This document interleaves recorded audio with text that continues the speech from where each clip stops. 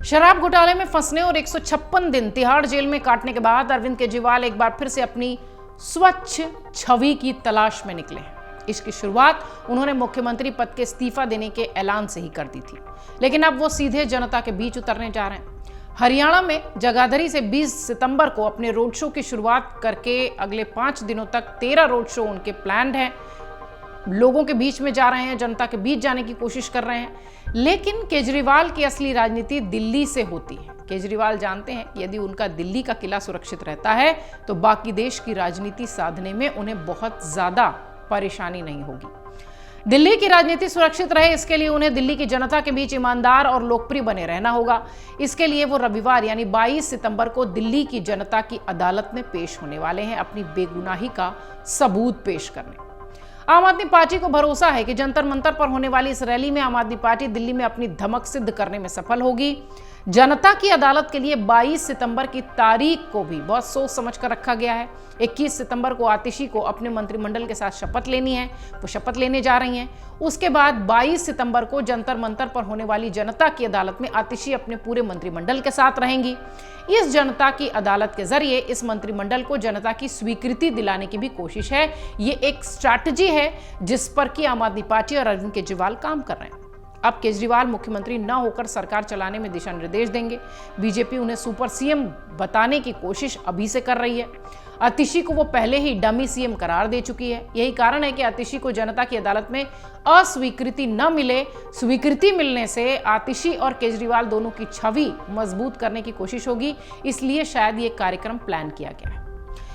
राजनीतिक विश्लेषक कह रहे हैं कि सुपर सीएम रहते हुए अरविंद केजरीवाल एक मुख्यमंत्री की सुख सुविधाएं भले ही ना ले सकें, लेकिन वो मुख्यमंत्री से कहीं ज्यादा पावरफुल होंगे। इसके जरिए वो पहले से ज्यादा लोकप्रिय होकर उभर सकते हैं और राष्ट्रीय राजनीति में कहीं ज्यादा मजबूत भूमिका निभा सकते हैं। उन्होंने ये भी कहा कि इस देश की जनता का चरित्र ऐसा है कि वो कुर्सी पर बैठने वाले नेता की तुलना में त्याग करने वाले नेता को कहीं ज्यादा महत्व देते रहे।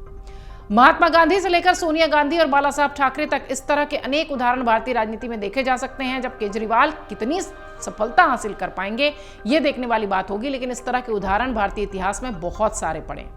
हालांकि ये भी सच है कि शराब घोटाले में जिस तरह के प्रमाण एजेंसियों ने अदालत के सामने रखे हैं वो आने वाले समय में केजरीवाल की मुश्किलें जरूर बढ़ाएंगे। इतना आसान नहीं है उनके लिए ये सब करना। कुछ आम आदमी पार्टी के सूत्र कहते हैं कि जंतर मंतर पर जनता की अदालत कार्यक्रम में दिल्ली, हरियाणा और पंजाब से भारी संख्या में कार्यकर्ताओं को लाकर पार्टी शक्ति प्रदर्शन करेगी। इसके जरिए वो आम जनता के साथ साथ पार्टी कार्यकर्ताओं में भी उत्साह भरने की कोशिश करेगी, जो शराब घोटाले के आरोपों के बाद मायूस होकर अपने घरों में शांत होकर बैठे।